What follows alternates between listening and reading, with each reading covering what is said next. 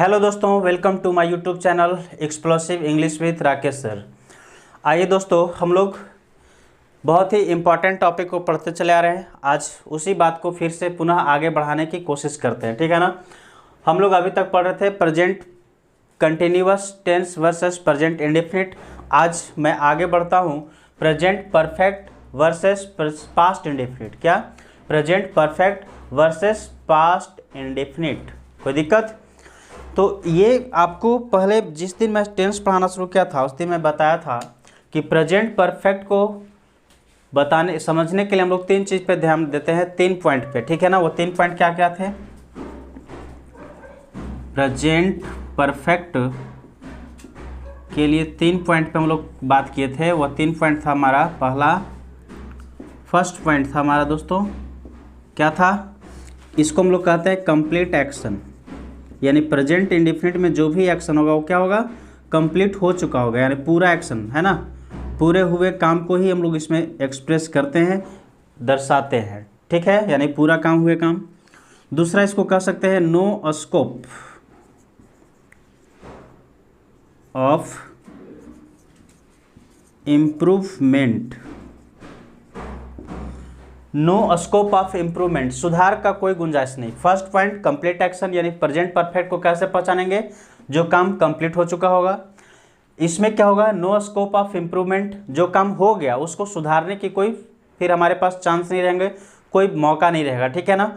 उससे हम कह सकते हैं no scope of improvement. And तीसरा, इसमें जो भी काम हुए होंगे उस काम का इफेक्ट यानी प्रभाव, असर, कैन बी सीन और फेल्ट, ठीक है। प्रेजेंट परफेक्ट में जो भी काम हुआ होगा, ठीक है। तो क्या हुआ दोस्तों? Complete action, present perfect, no scope of improvement, and तीसरा इफेक्ट कैन बी सीन और फेल्ट, उसका प्रभाव देखा या महसूस किया जा सकता है जो एक्शन प्रेजेंट परफेक्ट में हुए रहेंगे। क्लियर है? तो जैसे इसका एग्जांपल आप ले सकते हैं, कोई ऐसा काम जैसे मैं बोलूँ कि क्या मैं खाना खा चुका हूँ, ठीक है ना। तो मेरा खाना खाने का काम क्या है? पूरा हो चुका है, पहला कंप्लीट एक्शन हो गया। दूसरा नो स्कोप ऑफ इम्प्रूवमेंट, अब उसमें कुछ सुधार नहीं कर सकता, जितना खाना था मैंने खा लिया, अब उसमें न कम कर सकते हैं, उसको ज़्यादा बढ़ाने की क्षमता नहीं है मेरे पास, क्योंकि पेट ऑलरेडी फुल हो चुका है ना। ज़्यादा बढ़ाएंगे तभी प्रॉब्लम, और निकालेंगे तो निकल नहीं सकता है, इसलिए उसको कोई इम्प्रूव नहीं कर सकते। तीसरी पॉइंट हमारा है इफेक्ट कैन बी सीन और फेल्ट, उस खाना खाने के बाद जो भी प्रभाव हमारे बॉडी पे पड़ा, वो प्रभाव क्या पड़ा कि हमें एनर्जी मिली, वह एनर्जी का प्रभाव अभी भी महसूस कर सकते हैं। खाना खाए वो तो दिखेगा नहीं कि पेट में किधर किधर कौन कौन सा आइटम खाए, बट उसका इफेक्ट तो मुझे पता है ना, मुझे तो फील हो रहा होगा कि हाँ खाना खाया तो एनर्जी मिल रहा है, ताकत मिल रहा है। ये 3 पॉइंट थे प्रेजेंट परफेक्ट को पहचानने के लिए। क्लियर है? आइए इसी में आगे बढ़ते हैं हम लोग दोस्तों। प्रेजेंट परफेक्ट का मतलब होता है क्या? Recently completed action. Present perfect tense मतलब कौन सा? रिसेंटली कंप्लीटेड एक्शन, यानी कि इसमें जो भी एक्शन की बात करेंगे वो रिसेंटली कंप्लीट हुआ होगा, हाल ही में पूरा हुआ होगा, ठीक है ना। रिसेंटली मतलब हाल ही में, जल्दी में, ठीक। Completed action. अब इसको समझने के लिए आइए कुछ क्वेश्चंस मैं आपको देता हूँ। यहाँ बोर्ड पे कुछ क्वेश्चंस लिखे हुए हैं। She completed 3 chapters so far. Recently Mohini bought a new car. Sarika has donated some money already. Seema did not pay the bill yet. Ishan came here just. ठीक है, ये 5 सेंटेंस लिखे हुए हैं। इन सेंटेंस को पहचानना, यानी कि प्रेजेंट परफेक्ट हो, यानी कोई भी टेंस को पहचानने में हमें मदद कौन से करते हैं? अब ये सेंटेंस को देखकर अगर पहचानने हो कि किस टेंस का सेंटेंस है तो कैसे पहचान पाएंगे? तो इन्हें पहचानने के लिए हमें कुछ कीवर्ड्स की जरूरत पड़ेंगे। किसकी जरूरत पड़ेगा? कीवर्ड्स। और वो कीवर्ड्स क्या क्या होते हैं प्रेजेंट परफेक्ट का? आइए देखते हैं। इसका कीवर्ड्स होगा दोस्तों हमारा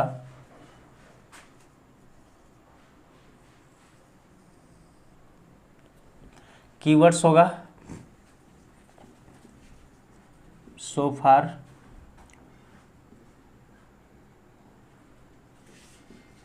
up till now, by, now, just, already, ठीक है।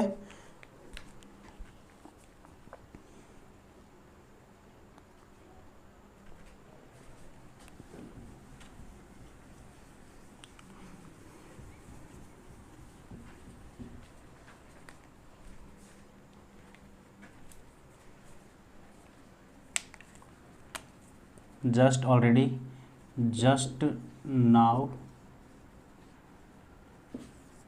एट, इसी का सिनोनिम होता है, एट का ही सिनोनिम क्या होता है, एज एट, इसी का सिनोनिम होता है एज एट। एक होता है रिसेंटली, इसी का सिनोनिम होता है लेटली, ठीक है।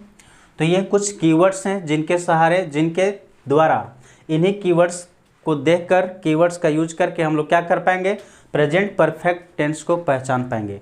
यानी टेंस को पहचानने में हमें ये सभी कीवर्ड्स मदद करेंगे। कोई प्रॉब्लम है दोस्तों? आइए अब इस क्वेश्चन को कुछ सॉल्व करने की कोशिश करते हैं। तो पहला सेंटेंस लिखा हुआ है, सी कंप्लीटेड 3 चैप्टर्स, ठीक है। यदि यहाँ तक की बात देखूँ, यहाँ तक हम लोग देखें दोस्तों, सी कंप्लीटेड 3 चैप्टर्स, मतलब उसने 3 चैप्टर कंप्लीट कर लिया, ठीक है। तो यहाँ तक में तो टेंस में कोई दिक्कत नहीं है। यहाँ तक की बात करें तो कौन सा टेंस है हमारा, तो देख रहे हैं कि सी सब्जेक्ट कंप्लीटेड V2 इधर ऑब्जेक्ट, तो subject plus V2 plus object, यानी कि हमारा पास्ट इंडेफिनिट टेंस। क्या है ये? पास्ट इंडेफिनिट टेंस है। लेकिन इसमें गड़बड़ तो तब हो गई जब यहाँ पे हमारा सो फार कीवर्ड्स, देखिए सो फार मिल गया, ठीक है ना। इस सो फार की वजह से ये गड़बड़ा गया। क्या गड़बड़ हो गई इसमें कि सो फार, अभी हम लोग यहाँ पे देख रहे हैं कि सो फार जो होता है वह प्रेजेंट परफेक्ट टेंस को बताने के लिए कहता है। इसका मतलब कि इस टेंस को हमें बदलना पड़ेगा। इसमें टेंस में क्या करने होंगे, परिवर्तन करने होंगे। क्या करना होगा परिवर्तन, इसे पास्ट इंडेफिनिट से प्रेजेंट परफेक्ट में कन्वर्ट करना होगा, बदलना होगा। तो उसके लिए हम लोग क्या करेंगे, यहाँ पे इस जगह पे has, she has completed 3 chapters, कोई दिक्कत? तो ये हमारा बन गया प्रेजेंट परफेक्ट टेंस। कोई नहीं, प्रॉब्लम नहीं ना, क्योंकि अब ये हो गया लास्ट में सो फार। अब यहाँ पे जब सो फार लिखे दोस्तों, तो ये कीवर्ड्स लिखा हुआ है यहाँ पे, है ना। अब इस कीवर्ड्स को लिखने से क्या है, एक यहाँ पे प्रॉब्लम आपका बनता है, क्रिएट होता है, वह ये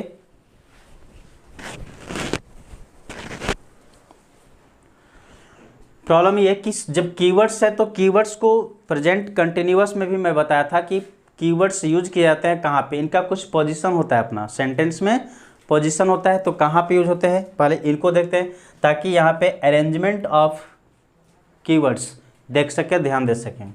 तो इसमें होता है so far, up till now, by now, just now, recently या लेटली, ठीक है। तो ये जितने भी हैं ना यहाँ तक, यानी कि यहाँ से सो फार, अप टिल नाउ, यहाँ से ऐसे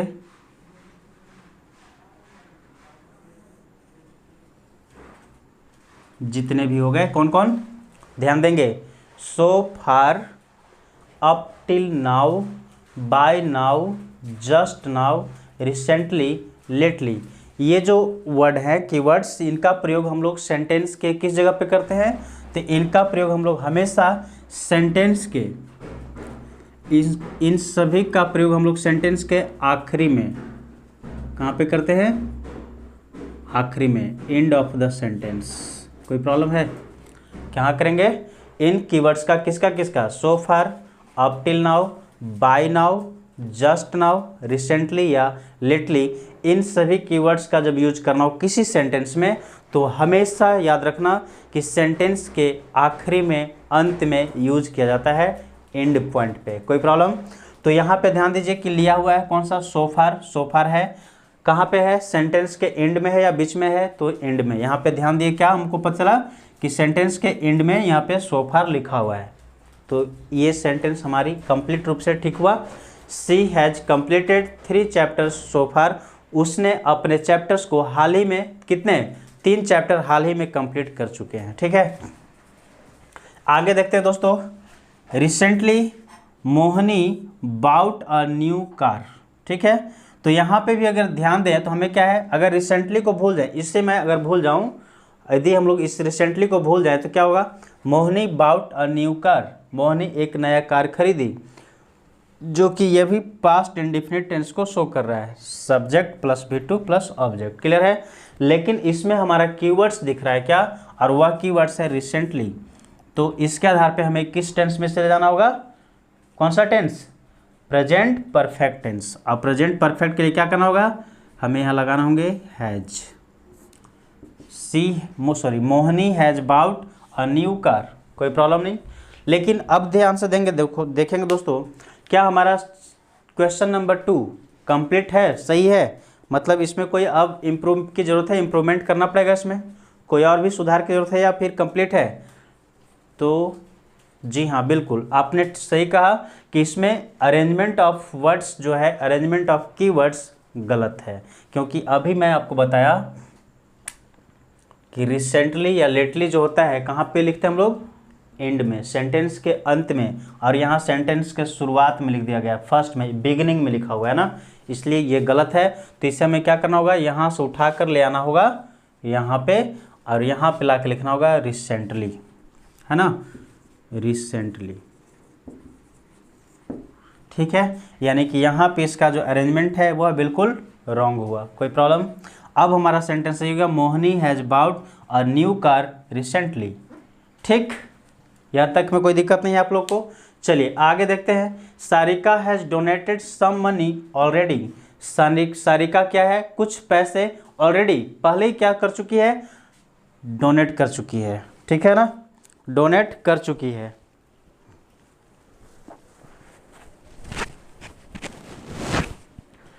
चलिए तो ये ध्यान देते हैं। अब देखते हैं दोस्तों, यहाँ पे कुछ कीवर्ड्स और हैं। यहाँ पे एक है एट या एज एट, इनका प्रयोग सेंटेंस में कहाँ करते हैं, तो इनका भी प्रयोग हम लोग सेंटेंस में हमेशा एंड में ही करते हैं। कहाँ करते हैं, एंड में, सेंटेंस के एंड में ही करते हैं। लेकिन इससे पहले हमें ध्यान क्या देना होगा कि जो भी होगा ये नेगेटिव सेंस, किस सेंस में रहेगा, तो ये नेगेटिव सेंस में रहेगा, है ना, यानी कि जब भी यूज किया जाएगा किसका, एट या एज एट का प्रयोग, एट या एज एट, तो यह नेगेटिव सेंस को शो करेगा, नकारात्मक सेंस शो करेगा, और उसका प्रयोग भी हम लोग सेंटेंस के अंत में करेंगे। किसका, एट या एज एट का सेंटेंस के अंत में करेंगे, लेकिन इसके सेंस में, नेगेटिव सेंस में। ठीक है, अब हमारी बच गई दो वर्ड्स यहाँ पर बच गए कीवर्ड्स, वो है जस्ट और ऑलरेडी।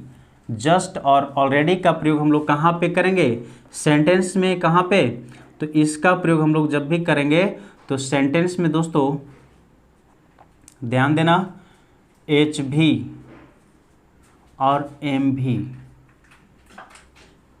क्या है दोस्तों, एच भी और एम भी के बीच में। ठीक, कहाँ पे करेंगे, तो इनका प्रयोग जस्ट और ऑलरेडी का प्रयोग एच भी और एम भी के बीच में करेंगे। जब भी यूज करना हो तो एच भी प्लस एम भी के बीच में जस्ट और ऑलरेडी का प्रयोग किया जाता है। और इनका जहाँ भी जस्ट और ऑलरेडी का प्रयोग जहाँ भी कर दिए हम लोग, इसका मतलब कि वह टेंस हमारा क्या होना चाहिए, प्रेजेंट परफेक्ट टेंस होना चाहिए, दूसरा टेंस नहीं चलेगा, है ना।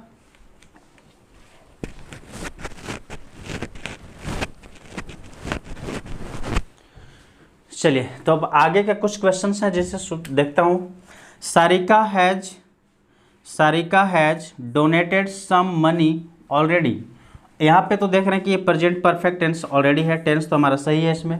Has donated, has plus V3 लगा हुआ है ना, तो Sarika has donated some money, यहाँ तक तो कोई प्रॉब्लम नहीं। आगे लिखा हुआ है ऑलरेडी, और ऑलरेडी यहाँ पे लगा हुआ है, तो ऑलरेडी को भी मैंने तुरंत आपको बताया कि कहाँ पे इसका प्रयोग किया जाता है, ऑलरेडी का प्रयोग कहाँ पे करेंगे, तो एच भी प्लस एम भी के बीच में, एच भी और एम भी के बीच में, यानी कि हमें इस ऑलरेडी को यहाँ से उठाकर कहाँ ले आना होगा, इसे उठाकर ले आना होगा यहाँ पे, है ना, यहाँ पे, यानी कि हैज ऑलरेडी। ठीक, कोई प्रॉब्लम यहाँ पे? Sarika has already donated some money, यहाँ पे इसका अरेंजमेंट सही नहीं था। कोई प्रॉब्लम है? यहाँ तक समझ में आ रही है दोस्तों? आगे बढ़ते हैं। सीमा did not pay the bill eight. चलिए तो ठीक है दोस्तों, यहाँ तक की बात तो समझ में आ गया। आगे देखते हैं नेक्स्ट क्वेश्चन हमारा क्या है। सीमा did not pay the bill eight. ठीक है ना। आइए इसमें 3 पॉइंट हम लोग देते हैं। पहला तो क्या, 8 है, पहले 8 लगा हुआ है। कहाँ पे? 8 हमारा कहाँ होना चाहिए? 8 एंड पॉइंट पे होना चाहिए। अपने बिल्कुल जगह सही ठीक जगह पे है ना, एंड पॉइंट पे ही है सेंटेंस का। इसके बाद बोल रहा है क्या, निगेटिव सेंस देना चाहिए। कैसा सेंस देना चाहिए? निगेटिव सेंस, नकारात्मक। तो इसमें नोट भी लगा हुआ है, यानी कि निगेटिव सेंस भी दे रहा है। कोई प्रॉब्लम नहीं। पहला बात हमारी क्या थी, 8 एंड में होना चाहिए, एंड में है। दूसरी बात, निगेटिव सेंस देना चाहिए, निगेटिव सेंस भी है। और तीसरी बात कि जब ये 8 लगा हुआ है तो इसका मतलब कि इसका जो टेंस होगा वो हमारा क्या होगा, प्रेजेंट परफेक्ट होगा। बट यहाँ पे डिड नॉट लगा यानी कि पास्ट इंडेफिनिट है, तो इससे हमें क्या करना होगा, प्रेजेंट इंडेफिनिट में चेंज करना होगा। इस डिड को हटाकर हमें यहाँ पे क्या लगाना होगा, हैज। सीमा हैज नॉट पे, अभी पे है, पे तो V1 है ना, इसलिए इसको V3 में चेंज करना होगा। इसका V3 क्या होगा, paid. Seema has not paid the bill eight. ठीक है, तो इस तरह से ये 4 नंबर सेंटेंस कंप्लीट हुआ, सही हुआ। आइए अब एक नेक्स्ट एंड लास्ट क्वेश्चन हमारा है।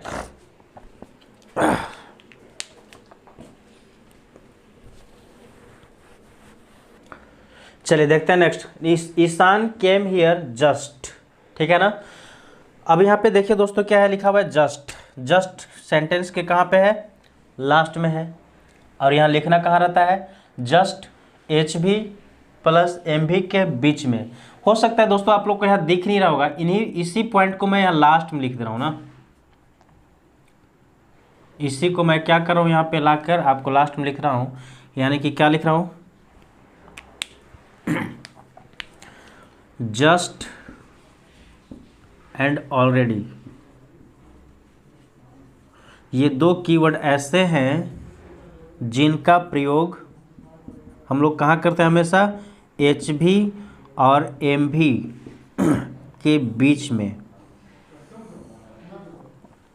यहाँ पे करते हैं। ठीक है ना। अब तो दिख रहा होगा आप लोग को बड़ा सा।